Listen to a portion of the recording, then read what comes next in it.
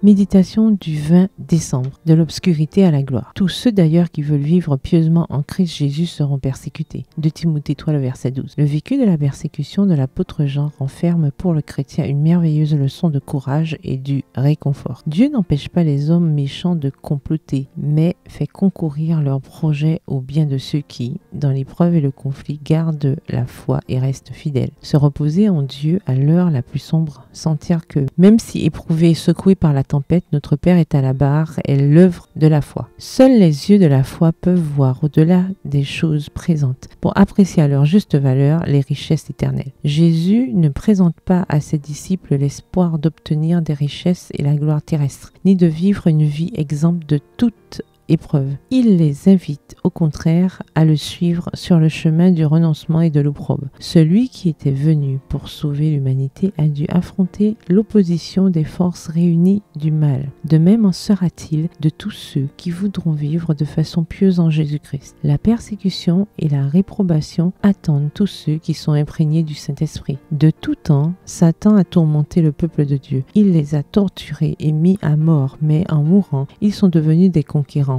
Ils ont témoigné de la puissance de celui qui est plus fort que Satan. Les hommes méchants peuvent torturer et tuer le corps, mais ne peuvent exterminer ceux dont la vie est cachée avec le Christ en Dieu. Colossiens 3, le verset 3. Ils peuvent emprisonner des hommes et des femmes, mais ne peuvent lier l'esprit. Par l'épreuve et la persécution, la gloire, le caractère de Dieu est révélé chez les élus. Ils suivent le Sauveur à travers de douloureux conflits, supportent le renoncement et vivent d'amères déceptions, mais apprennent ainsi la culpabilité et l'infortune du péché et le considèrent avec horreur. En participant aux souffrances du Christ, ils peuvent contempler sa gloire au-delà de l'obscurité et dire « J'estime qu'il n'y a pas de commune mesure entre la souffrance du temps présent et la gloire à venir qui sera révélée pour nous. » Romains 8, le verset 18.